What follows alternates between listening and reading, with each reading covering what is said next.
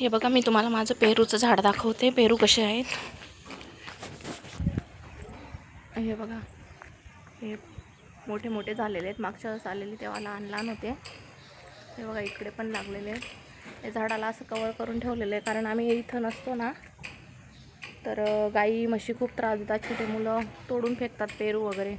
मागे खूप जास्त पेरू, आणि हा पेरू आहे ना एकदम खूप असा मोठ्या साईजचा येतो. एवढा मोठा येतो असा, आणि पोपटी कलरचा असतो, मधून गुलाबी गुलाबी असतो.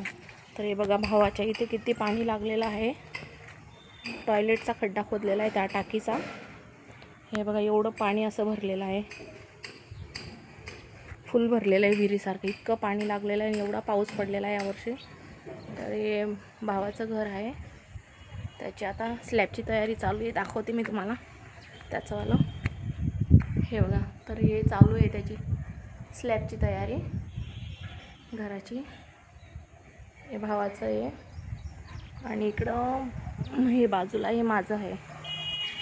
हे घर माझं आहे, हे माझ्या भावाचं आहे. तर मला मध्ये जायला भीती वाटते, हे पडल का काय, त्याच्यामुळे मी मध्ये काही जात नाही. पण खूप छान आहे. पाठीमागचा व्ह्यूज तर खूप मस्त आहे.